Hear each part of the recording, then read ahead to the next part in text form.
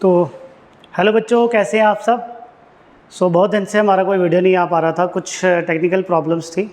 तो आज हम जो चैप्टर स्टार्ट करने वाले हैं दैट इज़ रिप्रोडक्टिव हेल्थ।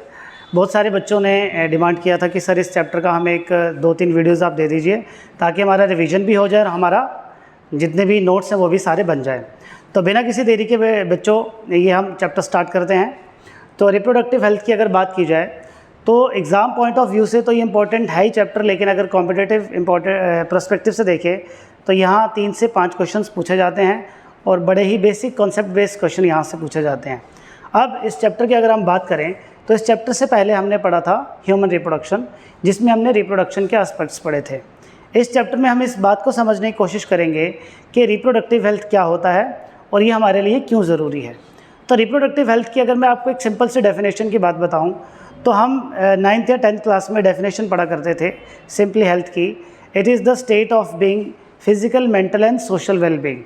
तो अगर रिप्रोडक्टिव हेल्थ की बात की जाए सो रिप्रोडक्टिव हेल्थ सिंपली क्या है, रिप्रोडक्टिव ऑर्गन्स का हेल्दी रखना।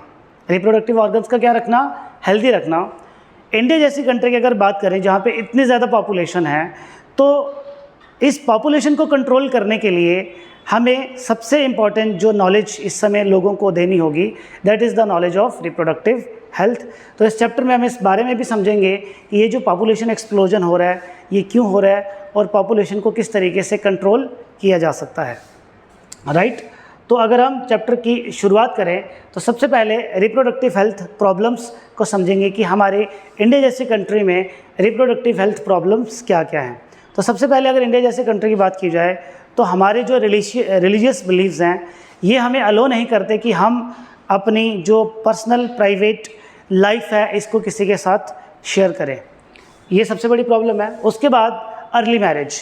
इंडिया जैसी कंट्री में बेटा बहुत छोटी एज में लड़कियों की शादी हो जाती है, इनफैक्ट लड़कों की शादी हो जाती है, जिसके बाद उनको काफ़ी ज़्यादा प्रॉब्लम्स फेस करनी पड़ती हैं। उसके बाद अगर छोटी एज में शादी हो जाएगी तो वो छोटी एज में ही पेरेंट्स बन जाएंगे और इसका जो सबसे ज़्यादा खामियाजा है ये किसको भुगतना पड़ता है, फीमेल को भुगतना पड़ता है और वो छोटी एज में ही एक लेडी का खिताब उसे मिल जाता है। उसके अलावा अगर छोटी एज में शादी होगी तो बॉडी में बहुत सारी डिफॉर्मिटीज़ आ सकती हैं, फिज़िकल प्रॉब्लम्स आ सकती हैं। उसके अलावा मैटरनल मोर्टेलिटी रेट यानी कि माँ के मरने का जो रेट है वो काफ़ी ज़्यादा हाई रहता है अगर छोटी एज में शादी कर दी जाए। छोटी एज का यहाँ मतलब है it is probably between 16 to 20 years के बीच में, अगर 20 भी नहीं कह सकते हम, 14 to 18 ईयर्स के बीच में अगर शादी कर दी जाए लड़की की तो वो ज़्यादा हानिकारक होगा और उसका जो बच्चा होगा उसका भी जो डेथ रेट होगा बेटा वो ज़्यादा होने के चांसेस हैं। उसके अलावा पर्सनल हाइजीन पे इफेक्ट पड़ सकता है और ज़्यादा जो मैं बार बार इस चीज़ को फोकस कर रहा हूँ, रिप्रोडक्टिव हेल्थ में जो ज़्यादा असर पड़ेगा वो फीमेल की हेल्थ पे ही पड़ेगा, जिसके कारण अगर छोटी एज में लोगों की शादी होना शुरू हो गई तो पॉपुलेशन ग्रोथ भी बहुत तेज़ी से होगा, राइट। तो ये कुछ पॉइंट्स थे। अब हम बात कर लेते हैं रिप्रोडक्टिव हेल्थ किससे कहा जाता है। तो जैसा कि मैंने आपको बताया कि WHO क्या कहता है, reproductive health is the total wellbeing in all aspects of reproduction.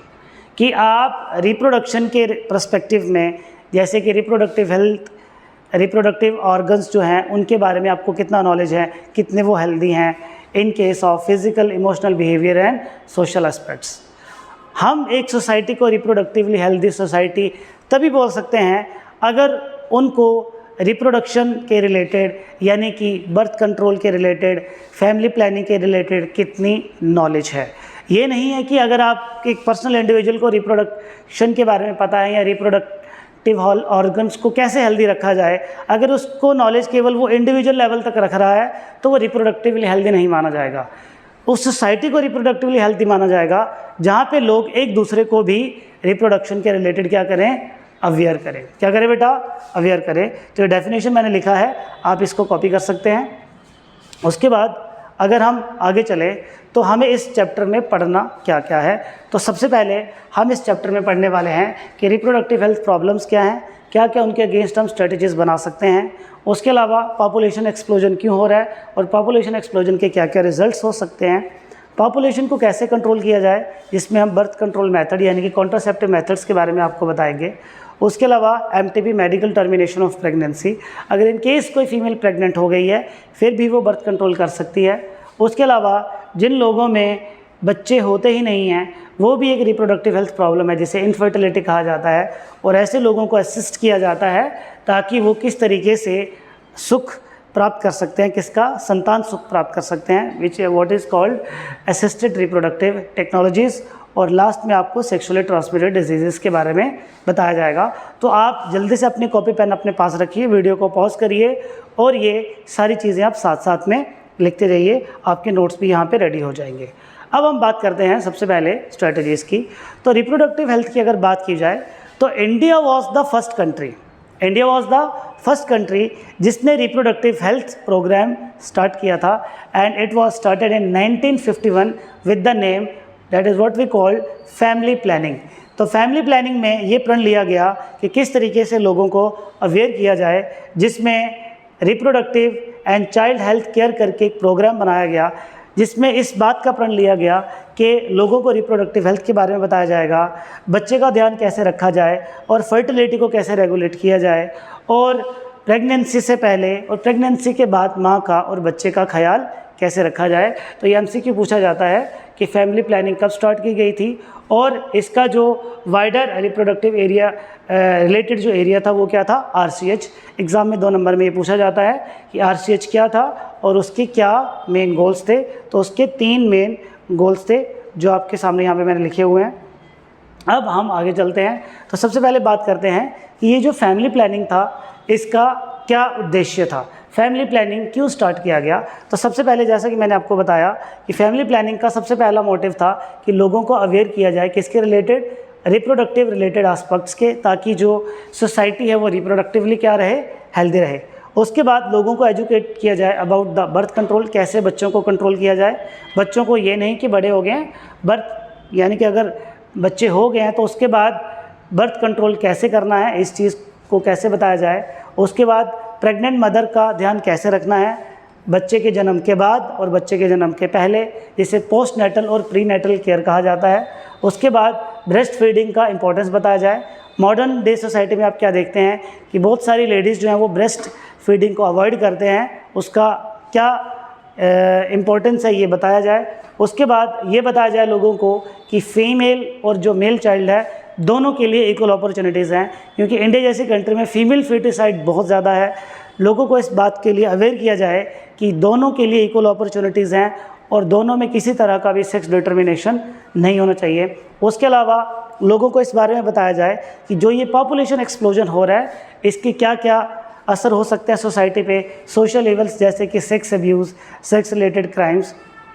Sex abuse की अगर बात की जाए तो किसी भी फीमेल को या मेल को उसके सेक्स के बेसिस पे क्या करना, अब्यूज़ करना, यानी कि उसको शर्मिंदा करना, ये बताना कि तुम सोसाइटी के लिए अच्छे नहीं हो। This is what we call sex abuse. और सेक्स रिलेटेड क्राइम्स में जैसे कि रेप्स होते हैं, ये सब इसमें आते हैं। तो ये सब फैमिली प्लानिंग के उद्देश्य थे कि इन सब चीज़ों पे काम किया जाए ताकि जो रिप्रोडक्टिव हेल्दी सोसाइटी बनाई जाए। अब अगर हम आगे बात करें तो सेक्स एजुकेशंस को आहिस्ता आहिस्ता फिर स्कूलों में भी इंट्रोड्यूस किया गया। जिस तरीके से अभी मैं आपको यहाँ पे सेक्स एजुकेशन प्रोवाइड कर रहा हूँ, तो आपके ये करिकुलम का एक पार्ट है। तो स्कूल्स में सेक्स एजुकेशंस का क्या मोटिव थे, that is to provide right education about sex related aspects, जैसे कि अवॉइड सेक्स रिलेटेड मिथ्स। जैसे आपको मैं एक सिंपल सा एग्जांपल देता हूँ बेटा, जब भी हम किसी के साथ सेक्स की बात करते हैं, जैसे मैंने बोला सेक्स, तो बड़े सारे बच्चों के दिमाग में सेक्स के रिलेटेड बड़े सारी फ़ोटोग्राफ्स, इमेजेस बनना शुरू हो जाती हैं। सेक्स क्या है? सेक्स सिंपली एक फिनोटिपिक फीचर है, सेक्स सिंपली एक जेंडर है, सेक्स सिंपली एक बॉडी का एक्सप्रेशन है और कुछ भी नहीं है। इसके बारे में ही लोगों को अवेयर करना है कि मेल और फीमेल रिप्रोडक्टिव ऑर्गन्स कैसे वर्क करते हैं और क्या क्या आपको ध्यान रखना है जब आप एक मैरिजेबल लाइफ में चले जाते हैं। उसके अलावा टू गिव, जैसा कि वही मैं आपको बता रहा हूँ, to give proper information about reproductive organs. Adolescence के बारे में बताना, एडोलसेंस के दौरान क्या क्या चेंजेस आती हैं, प्यूबर्टी के दौरान क्या क्या चेंजेस आती हैं, इन सब चीज़ों के बारे में बताना, स्पेशली टू फीमेल्स। उसके बाद किस तरीके से जो सेक्सुअल प्रैक्टिसेस हैं इसको सेफ़ और हाइजीनिक तरीके से अप्लाई किया जाए, और स्पेशली जैसे कि सेक्सुअली ट्रांसमिटेड डिजीज़ होती हैं जैसे कि एड्स, इन सब चीज़ों से कैसे बचा जाए, इनके बारे में लोगों को अवेयर करना। तो इस समय इंडिया में तकरीबन 1958 की अगर मैं बात करूँ तो उस समय तकरीबन 500 कम्युनिटी हेल्थ सेंटर बनाए गए, जहाँ पे हर एक ब्लॉक का एक प्राइमरी हेल्थ सेंटर हुआ करता था। अभी भी प्राइमरी हेल्थ सेंटर होते हैं जिसके 3 सब सेंटर होते हैं।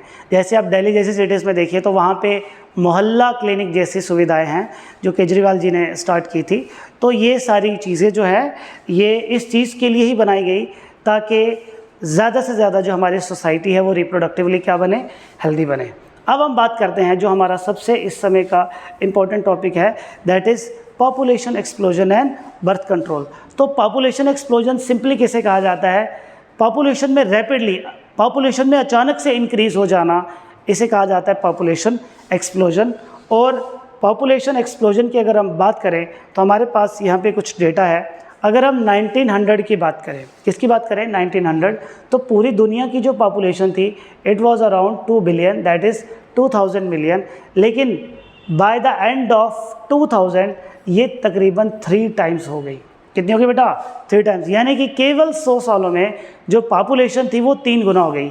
अब थोड़ी सी सोचने वाली बात ये है कि लैंड तो लिमिटेड है लेकिन पॉपुलेशन बढ़ती जा रही है। अगर पॉपुलेशन बढ़ेगी तो इसका सबसे ज़्यादा इफेक्ट किस पे पड़ेगा? 3 बेसिक जो नेसेसिटीज़ है, that is food, shelter and clothing, यानी कि रोटी, कपड़ा और मकान। इन 3 चीज़ों के लिए कंपटीशन बहुत ज़्यादा बढ़ जाएगा। ये तो हमने वर्ल्ड वाइड बात की। अब अगर हम इंडिया की बात करें, किसकी बात करें बेटा? इंडिया की अगर हम बात करें तो इंडिया की जो पॉपुलेशन थी 1947 में it was around 35 crore, which was about 350 million. लेकिन अगर इस समय अगर प्रेजेंटली देखा जाए तो इंडिया की जो पॉपुलेशन है वो तकरीबन 140 करोड़ है, विच इज़ ऑलमोस्ट 4 टाइम्स। तो आप ये देखिए कि तकरीबन 80 ईयर्स आज़ादी को हो चुके हैं और 80 ईयर्स में हमारी कंट्री का जो पॉपुलेशन है वो तकरीबन कितना हो गया है? 4 टाइम्स हो गया है। इस समय अप्रॉक्सीमेटली जैसा कि मैंने क्या कहा कि हमारी जो पॉपुलेशन है इट इज़ अबाउट 140 करोड़ और जो पूरी दुनिया की पॉपुलेशन है इट इज़ अराउंड 750 करोड़, यानी कि पूरी दुनिया में हर 6th पर्सन इंडियन है। हर 6th पर्सन क्या है? इंडियन है।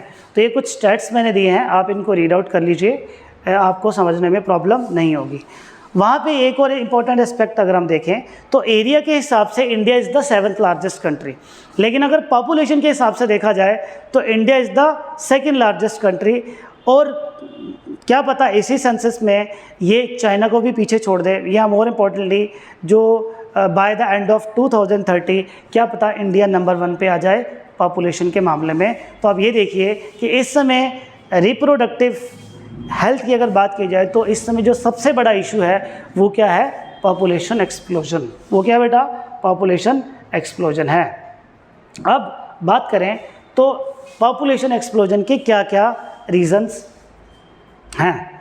तो अब हुआ क्या कि जैसे ही इंडिया में better health facilities Aahista Aahista provide होना शुरू हुई तो अचानक से पॉपुलेशन एक्सप्लोजन हो गया, जिसमें जैसे मैंने बताया कि इंक्रीज्ड हेल्थ फैसिलिटीज़ के कारण ये पॉपुलेशन एक्सप्लोजन हुआ।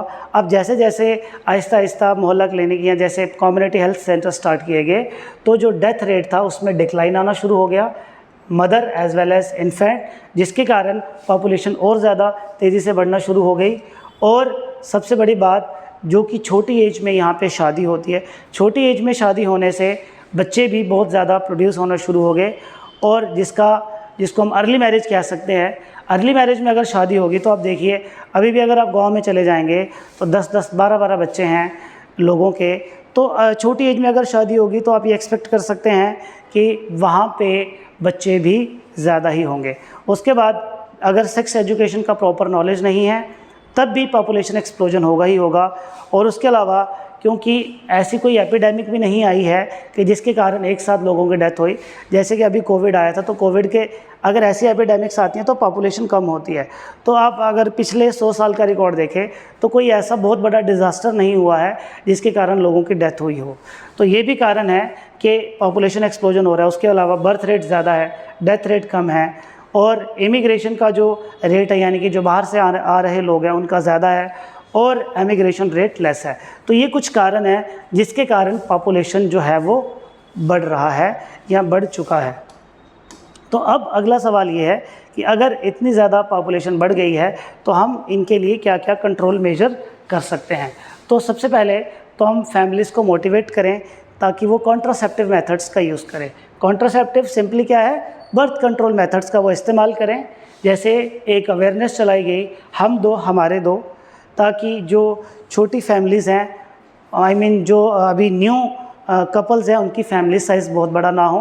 क्या पता आने वाले दिनों में ये हम दो हमारा एक ही रह जाए, या कुछ कपल्स ऐसे भी होते हैं जो केवल एक ही बच्चा प्रेफर करते हैं। उसके अलावा मैरिजेबल एज जो है उस पर एक वार्निंग लगा दी जाए कि लड़कियों की मिनिमम 18 साल, लड़कों की मिनिमम 21 साल, ताकि जो छोटी एज में लड़कियों की शादी हो रही है लड़कों की वो ना हो और पॉपुलेशन से बचा जा सके। और सेक्स एजुकेशंस को स्कूल्स में ज़्यादा से ज़्यादा प्रमोट किया जाए ताकि लोगों को अवेयरनेस हो। ठीक है बच्चों, अब हम बात करते हैं। तो जैसा कि मैंने आपको क्या बताया कि इस समय जो सबसे बड़ा इशू है वो क्या है, पॉपुलेशन एक्सप्लोजन। तो पॉपुलेशन एक्सप्लोजन को कंट्रोल करने के लिए हमें जो सबसे इम्पॉर्टेंट चीज़ पढ़नी है दैट इज़ बर्थ कंट्रोल, या आप ये कह सकते हैं कॉन्ट्रासेप्टिव मेथड्स। तो कॉन्ट्रासेप्टिव मेथड्स क्या हैं, सिंपली ये वो वाले मेथड्स हैं जिनके द्वारा हम बर्थ को कंट्रोल कर सकते हैं, यानी कि जो इतना ज़्यादा तेज़ी से पॉपुलेशन बढ़ रहा है इसको हम कंट्रोल कर सकते हैं। तो 2 नंबर में एक सवाल पूछा जाता है कि एक जो आइडियल कॉन्ट्रासेप्टिव होती है उसके क्या क्या फीचर्स होने चाहिए। तो सबसे पहले it should be user friendly, it should be easily available, it should be effective, it should be reversible. ये बहुत इंपॉर्टेंट पॉइंट है बेटा, रिवर्सिबल यानी कि जब तक कॉन्ट्रासेप्टिव का इस्तेमाल कर रही है फीमेल या मेल तब तक उसका असर होगा, जैसे ही उसने उसको डिसकंटिन्यू किया she can become pregnant, that is what we call reversible. उसके कम से कम साइड इफ़ेक्ट्स होने चाहिए और वो मेल और फीमेल पार्टनर के सेक्सुअल डिज़ायर्स के साथ बिल्कुल भी इंटरफेयर नहीं होना चाहिए। ऐसा ना हो कि अगर वो कॉन्ट्रासेप्टिव को इस्तेमाल कर रहा है तो कॉन्ट्रासेप्टिव को इस्तेमाल करने के बाद उसके सारे सेक्सुअल डिज़ायर्स ही ख़त्म हो जाएं। तो ये कुछ कॉन्ट्रासेप्टिव की प्रॉपर्टीज़ हैं आइडियल कॉन्ट्रासेप्टिव जो एनसीईआरटी में दी हैं। अब अगर हम बात करें कि जो कॉन्ट्रासेप्टिव्स हैं यानी कि जो बर्थ कंट्रोल मेथड्स हैं वो कौन कौन से हैं, तो हमने यहाँ पे एक फ्लो चार्ट बनाया है। We have basically 2 types of contraceptive methods. First we have temporary methods and number 2 we have permanent surgical methods और तीसरा है MTP, that is what we call medical termination of pregnancy। तो अगर temporary method की बात की जाए तो टेम्पररी इसलिए कहा गया है कि जब इसको डिसकंटिन्यू किया जाए सो द कपल कैन या the female can conceive baby. तो इसमें सबसे पहले नेचुरल मेथड्स आएंगे, फिर बैरियर मेथड्स आएंगे, फिर इंट्रा यूट्राइन डिवाइसेस आएंगे, फिर ओरल कॉन्ट्रासेप्टिव्स और फाइनली क्या आएंगे, इंजेक्टेबल्स। परमानेंट में जिसे स्टरलाइजेशन मेथड कहा जाता है we have tubectomy and vasectomy, वो आपको लास्ट में पढ़ाएंगे हम। तो हर एक के मैंने यहाँ पे आपको फर्दर जो हमें डिटेल में पढ़ने वो भी दिए हैं। अब हम एक एक को बारी बारी से समझने की कोशिश करते हैं। तो सबसे पहले हमें पढ़ने हैं बेटा नेचुरल मेथड्स। कौन से पढ़ने हैं, नेचुरल मेथड्स हमें पढ़ने हैं। तो नेचुरल मेथड्स की अगर बात की जाए जिसको ट्रेडिशनल मेथड्स भी कहा जाता है, तो नेचुरल मेथड्स 3 हैं जो आपको समझने हैं। सबसे पहला है पीरियोडिक एब्स्टिनेंस, बहुत सिंपल सा मेथड है। पीरियोडिक एब्स्टिनेंस का मतलब क्या है, यानी कि आपको एक पर्टिकुलर पीरियड ऑफ टाइम में जो सेक्सुअल इंटरकोर्स है इसको स्टॉप करना है। स्टॉप यानी कि एब्सेंट कर देना है, पीरियोडिक। तो देखिए बेटा इसका बेसिक कॉन्सेप्ट ये है, क्योंकि पिछले चैप्टर यानी कि जो ह्यूमन रिप्रोडक्शन है उसमें हमने इस बात को समझा है कि फीमेल्स का जो रिप्रोडक्टिव साइकिल है वो 28 डेज़ का होता है। कितना होता है, फीमेल्स का जो रिप्रोडक्टिव साइकिल है वो 28 डेज़ का होता है। तो फर्स्ट दिन से ये स्टार्ट होता है जिसे मेंसेस फेज कहा जाता है, 5वें दिन में वो ख़त्म हो जाता है। उसके बाद proliferative phase it goes around 6 to 13th day और 14th डे पे होती है ओव्यूलेशन, यानी कि इस दिन पे क्या रिलीज़ होता है, एग रिलीज़ होता है। तो ये माना जाता है कि जिस दिन पीरियड्स आते हैं उसके 10th डे से लेके 17th डे तक का जो फेज़ होता है ये फर्टाइल पीरियड माना जाता है। क्या माना जाता है, फर्टाइल। क्यों माना जाता है बेटा, क्योंकि इसके बीच में एग रिलीज़ होता है यानी कि ओव्यूलेशन होता है। तो इस फर्टिलिटी फेज़ के बीच में अगर पार्टनर अपनी फ़ीमेल के साथ सेक्सुअल इंटरकोर्स करेगा तो 80% चांसेस हैं कि वो फीमेल प्रेग्नेंट हो सकती है। तो इसी चीज़ को आपको क्या करना है, रोकना है। आपको 10th डे से लेकर 17th डे तक सेक्सुअल इंटरकोर्स को अवॉइड करना है, क्योंकि वो फीमेल का कौन सा पीरियड होता है, फर्टाइल पीरियड होता है। इस मेथड को एक नाम आप और दे सकते हैं, इस मेथड को आप सेफ पीरियड भी नाम दे सकते हैं। जिसमें आपको एक कॉन्सेप्ट बता देता हूँ, आप इसको लिख लीजिए। A week before menses and week after menses is considered as safe period for sexual intercourse. यानी कि पीरियड्स के एक हफ्ते बाद और पीरियड्स के एक हफ्ते पहले का जो पीरियड होता है, जैसे कि सपोज़ करिए कि पहली तारीख को पीरियड्स आने हैं, 3 या 4 या 5 को ख़त्म हो जाएंगे, तो पीरियड्स के एक हफ्ते बाद मोस्ट प्रोबेबली 10वें दिन तक, और पीरियड्स के एक हफ्ते पहले का जो पीरियड होता है ये सेफ पीरियड माना जाता है सेक्सुअल इंटरकोर्स के लिए। उसके बाद जो सेकंड मेथड है दैट इज़ कोइटस इंटरप्टस, यानी कि विड्रॉल मेथड। बहुत सिंपल मेथड है। सेक्सुअल इंटरकोर्स के समय जब मेल को ये पता चल चुका है कि अब इजैकुलेशन होने वाला है, यानी कि इंसेमिनेशन होने वाला है, यानी कि स्पर्म रिलीज़ होने वाला है फीमेल रिप्रोडक्टिव ट्रैक्ट में, तो उसको सिंपली पेनिस को क्या करना है, विदड्रॉ करना है फीमेल की वेजाइना में से, ताकि फीमेल की बॉडी में इंसेमिनेशन ना हो। This is what we called coitus interruptus, यानी कि जो सेक्सुअल इंटरकोर्स है आपको उसको इंटरप्ट करना है। कैसे इंटरप्ट करना है? इजैकुलेशन से पहले पेनिस को वेजाइना से बाहर निकाल लेना है। अब जो अगला मेथड है that is the lactational amenorrhoea. सुनने में थोड़ा सा अजीब लगता है लेकिन बहुत सिंपल मेथड है। देखिए, लैक्टेशन का मतलब होता है दूध पिलाना। एमेनोरिया का मतलब है, ए मतलब एब्सेंट, मेनोरिया मतलब मेंसेस। तो इसका कॉन्सेप्ट क्या है बेटा कि जब फीमेल की डिलीवरी हो जाती है, फीमेल की क्या हो जाती है, डिलीवरी हो जाती है, तो डिलीवरी के दौरान वो जब बच्चे को दूध पिलाती है तो दूध पिलाने को लैक्टेशन कहा जाता है। अब देखिए, जब वो बच्चे को दूध पिलाती है तो वहाँ पे 2 मेन हार्मोन्स का रोल होता है। First is the oxytocin and number 2 is the prolactin. अब देखो बेटा, ये जो 2 हार्मोन्स होते हैं, ये फीमेल की बॉडी में एक हार्मोन होता है जिसे FSH कहा जाता है, जिसकी वजह से फॉलिकल्स का डेवलपमेंट होता है। तो ये FSH को रिलीज़ नहीं होने देते हैं। तो जब माँ अपने बच्चे को दूध पिलाती है, दूध का मतलब ये नहीं कि दिन में एक बार पिलाया, इंटेंस लैक्टेशन करवाना है, यानी कि जब वो बहुत अच्छे से अपने बच्चे को दूध पिलाती है तो ये जो 2 हार्मोन्स होते हैं ये FSH को रिलीज़ नहीं होने देते हैं और वहाँ पे फॉलिकल्स का डेवलपमेंट नहीं होता है, जिसके कारण फीमेल के ना ही प्रॉपर मेंसेस तो आते नहीं हैं, यानी कि एग भी रिलीज़ नहीं होता है। तो इसके कारण, यानी कि लैक्टेशन के कारण उसके जो पीरियड्स हैं वो बंद हो जाते हैं। अभी मैंने इसका कारण बताया ऐसा क्यों होता है, लेकिन ये जो मेथड है बेटा it is effective up to 6 months only. तो सिंपल कॉन्सेप्ट क्या है, लैक्टेशन के कारण पीरियड्स नहीं आते हैं, एमेनोरिया, पीरियड्स नहीं आते हैं, मेंसेस नहीं आते हैं। इसका कारण क्या है कि प्रोलैक्टिन और ऑक्सीटोसिन FSH को रिलीज़ नहीं होने देते हैं, जिसके कारण फीमेल्स में मेंसेस नहीं आते हैं। So this was the 3 methods. लेकिन ये जो तीनों मेथड्स बेटा आपको जो नेचुरल मेथड्स बताए, तीनों जो आपको ये नेचुरल मेथड्स हमने बताए, इनका जो सक्सेस रेट है, क्या बोला हमने, इनका जो सक्सेस रेट है ये 100% नहीं है। अगर आप कोई ऐसा मेथड अपनाना चाहते हैं जहाँ पे सक्सेस रेट 100% हो और वो नेचुरल भी हो, और वो क्या हो बेटा, नेचुरल भी हो, तो क्या है, abstinence of sexual intercourse, sex करना ही बंद कर दीजिए, इट इज़ 100% इफ़ेक्टिव। अब हम चलते हैं हमारे दूसरे मेथड पे। तो हमारा जो दूसरा मेथड है that is the barrier method.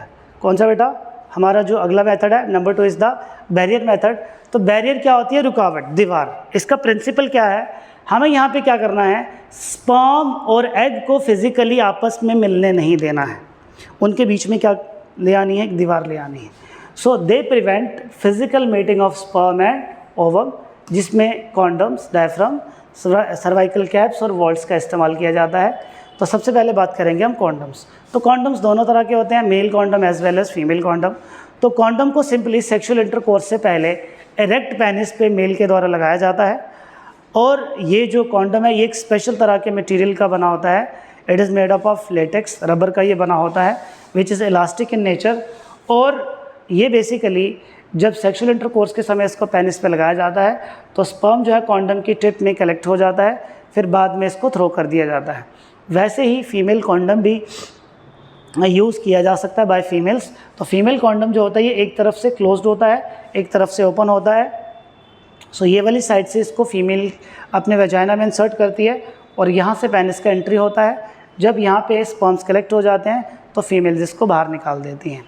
अगर आप चाहते हैं कि आप इनमें से ज़्यादा इफेक्टिव कौन सा है, तो मेल कॉन्डम्स ज़्यादा इफेक्टिव हैं, क्योंकि कभी कभार फीमेल कॉन्डम्स यूज़ करते समय ऐसा भी हो सकता है कि प्रॉपरली वो इंसर्ट ना हुआ हो, तो उसके कारण प्रॉब्लम हो सकती है। तो एक बड़ा ही पॉपुलर ब्रांड है कॉन्डम्स का जिसे निरोध कहा जाता है, ये हॉस्पिटल्स में फ्रीली अवेलेबल होता है। अब क्योंकि जो ये कॉन्डम्स हैं इनकी टीवी पे भी काफ़ी ज़्यादा ऐड की जाती है, तो हमारा जो अगला कॉन्सेप्ट है कि ये जो कॉन्डम्स हैं ये इतने ज़्यादा पॉपुलर क्यों हैं। तो सबसे पहली बात, ये सेक्सुअली ट्रांसमिटेड डिजीज़ और एड्स से बचाते हैं। उसके अलावा इजीली डिस्पोजेबल है, use and throw, single use है इनका। और सबसे बड़ी बात है, दे आर सेल्फ इंसर्टेड, और ये यूज़र को क्या देते हैं, प्राइवेसी देते हैं। क्या देते हैं बेटा, प्राइवेसी। उसके अलावा कॉन्डम जैसा ही एक और मटेरियल है जिसको बार बार फीमेल्स रीयूज़ कर सकती हैं, that is their diaphragms and cervical caps and vaults. तो ये बेसिकली सर्विक्स को कवर करने के लिए इस्तेमाल होते हैं, डायफ्राम्स, सर्वाइकल कैप्स और वोल्ट्स। तो जब सर्विक्स बाहर से कवर हो गया तो वहाँ से स्पर्म की एंट्री नहीं हो पाएगी। अब यहाँ पे कॉन्सेप्ट आपको और याद रखना है, अगर आप चाहते हैं कि बैरियर मेथड को ज़्यादा इफेक्टिव बनाना है और ज़्यादा इफेक्टिव बनाना है, कभी कभार क्या होता है कि कॉन्डम्स का यूज़ करते करते ये हो सकता है अगर कॉन्डम प्रॉपरली इंसर्ट नहीं हुआ है तो वो बर्स्ट कर सकता है। तो उस केस में क्या किया जा सकता है कि कॉन्डम्स के ऊपर स्पर्मिसाइडल क्रीम्स, जेलीज या फोम्स का यूज़ किया जाता है, जिससे जो कॉन्ट्रासेप्टिव का परसेंटेज रेट है ये बढ़ जाता है। सो ये ऑप्शनल है, इसको यूज़ किया जा सकता है। अदरवाइज़ आपको मैं यही सजेस्ट करूँगा कि जब भी आप बेसिकली जब आप अपने रिप्रोडक्टिव यानी कि जब भी आप शादी आपकी हो जाएगी, जब आप बच्चे प्लान करेंगे, तो इस मेथड को जब भी आप इस्तेमाल कर रहे हैं तो प्रॉपरली आप उसको इस्तेमाल करें। अब उसके बाद जो हमारा तीसरा मेथड है that is intra uterine devices. Intra uterine devices की अगर हम बात करें, सो इंट्रा यूट्राइन यानी कि ये कुछ ऐसे डिवाइसेस होंगे जिनको कहाँ पे इंसर्ट किया जाएगा, यूट्रस में इंसर्ट किया जाएगा। अब यहाँ पे एक इम्पॉर्टेंट ध्यान देने वाली बात है, they are inserted by doctors और नर्सेस। इनको कौन इंसर्ट करता है, डॉक्टर्स या नर्सेज इंसर्ट करते हैं। किसमें बेटा, यूट्रस। किसके द्वारा, वेजाइना के द्वारा इनको इंसर्ट किया जाता है। अब देखिए ये करते क्या है, वेरी वेरी इंपॉर्टेंट, जैसे एनसीईआरटी लिखती है, they increase the phagocytosis of sperm. Phagocytosis का मतलब सिंपली क्या बेटा, ये जो डिवाइसेस होंगे ये स्पर्म को किल करने का काम करते हैं। जैसे इनको वेजाइना के द्वारा यूट्रस में इंसर्ट किया जाएगा, जैसे वहाँ पे स्पर्म की एंट्री होगी उसको क्या कर देंगे, किल कर देंगे। इंट्रा यूट्राइन डिवाइसेस का ज़्यादा इस्तेमाल कहाँ पे किया जाता है, जहाँ पे प्रेगनेंसी में आपको क्या चाहिए, थोड़ा सा डिले चाहिए। जैसे कि कोई फीमेल चाहती है कि अब मुझे 3 या 4 साल के बाद बच्चा चाहिए है, तो वो इन डिवाइसेस का इस्तेमाल कर सकते हैं। ये वेरी करते हैं कि आप 1 साल के लिए चाहते हैं, 2 साल के लिए चाहते हैं, क्योंकि अगर हम बैरियर या नेचुरल मेथड की बात करें तो कभी कभार हो सकता है कि आप वो वाला मेथड स्किप कर दें। लेकिन अगर आप एक लॉन्ग टर्म में चाहते हैं कि अगर आप प्रेगनेंसी नहीं चाहते हैं तो आप इंट्रा यूट्राइन डिवाइसेस का इस्तेमाल कर सकते हैं। अब जो ये इंट्रा यूट्राइन डिवाइसेस हैं ये 3 तरह के हैं, non medicated, copper releasing and hormone releasing.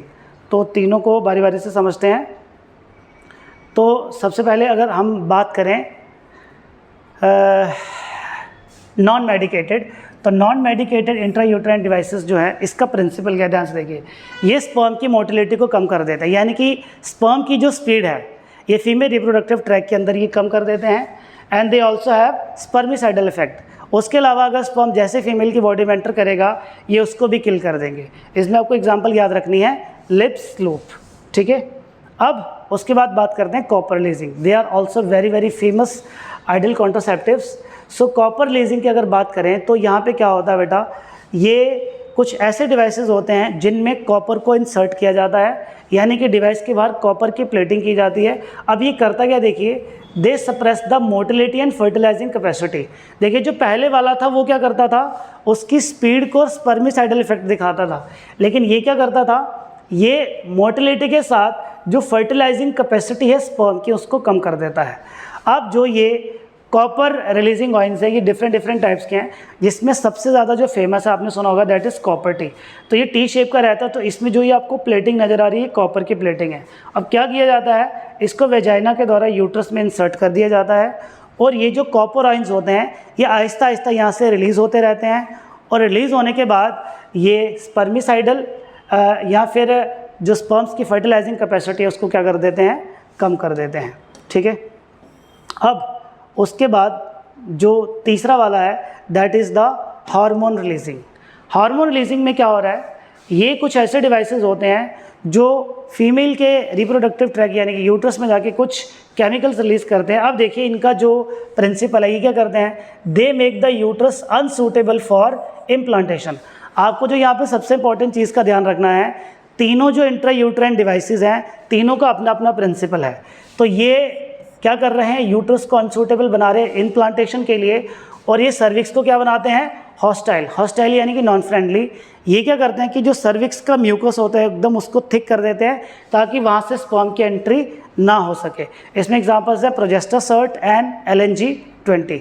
तो आपको जो सबसे इंपॉर्टेंट चीज़ यहाँ पे ध्यान में रखनी है, तीनों का जो प्रिंसिपल मेथड है इंट्रा यूट्राइन डिवाइसेस में वो क्या है, अलग अलग है। अब हम बात करेंगे हमारा जो नेक्स्ट मेथड है that is the oral contraceptives.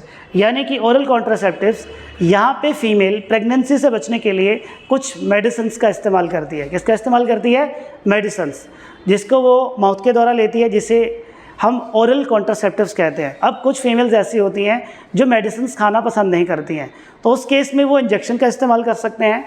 Same composition होता है। अब यहाँ पे जो सबसे इंपॉर्टेंट चीज़ आपको ध्यान में रखनी है कि जो ओरल कॉन्ट्रासेप्टिव्स होती हैं, जो ओरल कॉन्ट्रासेप्टिव्स होती हैं, इनका कॉम्पोजिशन क्या होता है, यानी कि ये जो टैबलेट्स होती हैं इनमें कौन सी मेडिसिन यानी कि केमिकल डाला होता है। सो दे आर बेसिकली प्रोजेस्टोजेंस और प्रोजेस्टोजन प्लस एस्ट्रोजन।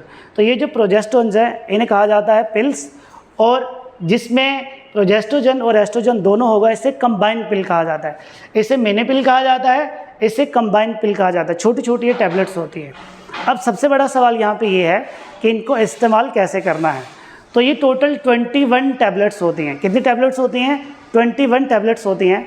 अब इनको खाने का तरीका क्या है कि जिस दिन पीरियड्स आए हैं, periods more over 4 to 5 days के लिए रहते हैं, तो पीरियड्स के आपको 5th या 6th डे पे ये टैबलेट खाना स्टार्ट करनी है और 21 दिन तक लगातार ये टैबलेट खानी है। 21 दिन के बाद आपको आपके रेगुलर मेंसेस दोबारा से आ जाएंगे, और ये फीमेल तब तक कर सकती है जब तक उसको प्रेगनेंसी नहीं चाहिए होती है। तो देखो क्या लिखा है यहाँ पे, after a gap of 7 days it should be repeated with the same pattern till the female desire. तो देखिए यानी कि जैसे उसकी ये टैबलेट ख़त्म हुई उसके 7 दिन बाद दोबारा खाना स्टार्ट कर देनी है। 21 और 7 कितने हो गए, 28 हो गए। तो साइकिल क्या होता रहेगा, रिपीट होता रहेगा। अब इनका प्रिंसिपल क्या है, ये काम कैसे करती हैं। तो सबसे पहले देखिए, दे इनहिबिट ओव्यूलेशन, यानी कि ये ओवरी में से एग को रिलीज़ नहीं होने देती हैं, ये इम्प्लांटेशन को नहीं होने देती है, और ये सर्विक्स का जो म्यूकस होता है उसको थिक कर देती हैं ताकि वहाँ से स्पर्म की एंट्री ना हो। और ये जो पिल्स होती हैं ये काफ़ी ज़्यादा इफेक्टिव होती हैं और इनका कम से कम साइड इफ़ेक्ट देखने को मिलता है। हाँ, कभी कभार क्या होता है कि इन टैबलेट्स को यूज़ करते समय अगर सपोज़ करिए आप एक दिन मिस भी कर दिया अपने खाने के लिए, तो आप नेक्स्ट डे 2 टैबलेट भी ले सकते हैं। लेकिन इसका मतलब ये नहीं कि अगर आप 4-5 दिन के लिए भूल गए तो सीधी 4-5 टैबलेट्स आप ले लें। It can be maximum up to 2 days। अब उसके अलावा जब ये देखा गया कि 21 टैबलेट्स को बहुत सारी फीमेल्स प्रॉपरली नहीं ले पा रही हैं, अगर कहीं चले गए तो स्किप कर रही हैं, तो उसके लिए गवर्नमेंट ऑफ इंडिया की तरफ से CDRI यानी कि सेंट्रल ड्रग रिसर्च इंस्टीट्यूट, जो कि लखनऊ उत्तर प्रदेश में लोकेटेड है, तो इन्होंने एक टैबलेट डिज़ाइन की जिसका नाम था सहेली। इस टैबलेट को हफ्ते में केवल एक ही बार खाना है, और इस टैबलेट का जो सबसे बड़ा फ़ायदा था ये नॉन स्टेरॉयडल कॉम्पोजिशन थी। अब देखो इनमें जो ये केमिकल डाले गए हैं देयर आर स्टेरॉइड्स। इसकी जो कॉम्पोजिशन थी ये नॉन स्टेरॉयडल थी विद लीस्ट साइड इफ़ेक्ट्स, और ये इजीली अवेलेबल थी, और ये खानी भी हफ्ते में केवल एक ही बार होती है। तो अगर कोई इसको यूज़ नहीं कर सकता है सो दे कैन यूज़ सहेली with least side effects. Exam में सवाल पूछा जाता है कि इसको किसने डेवलप किया था। अब उसके बाद अगर जैसा कि मैंने बताया कि अगर कोई फीमेल टैबलेट्स खाना पसंद नहीं करती है तो वो उसकी जगह पे इंजेक्शन लगवा सकते हैं। इंजेक्शन और टैबलेट में केवल मोड ऑफ इनटेक का डिफरेंस है, बाकी सब कुछ सेम है, कॉम्पोजिशन इनका भी सेम है। या तो आप बॉडी में इंजेक्शन लगवा लीजिए या फिर बॉडी में एक छोटा सा कट लगाया जाता है, उस कट के अंदर हम एक छोटा सा मटेरियल डाल देते हैं जिसके अंदर सेम कॉम्पोजिशन होता है, वो ब्लड में आहिस्ता आहिस्ता रिलीज़ होता रहता है और प्रेगनेंसी को अवॉइड किया जा सकता है। अब कुछ केसेस में ऐसा होता है कि अगर किसी फीमेल का रेप हो गया है या फिर कोई कैजुअल सेक्सुअल इंटरकोर्स हो गया है, तो उस केस में फ़ीमेल जो है वो एमरजेंसी कॉन्ट्रासेप्टिव का इस्तेमाल करती है। सो एमरजेंसी कॉन्ट्रासेप्टिव जो होती है, कॉम्पोजिशन उसका भी सेम ही होता है, बस उसमें जो कॉन्सेंट्रेशन होता है वो ज़्यादा हाई होता है।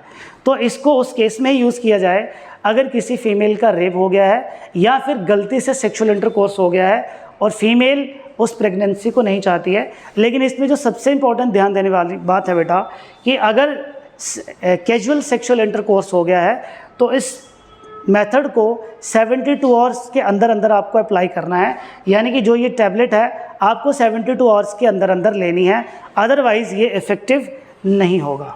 सो ये हमारा इंजेक्टेबल आ गया।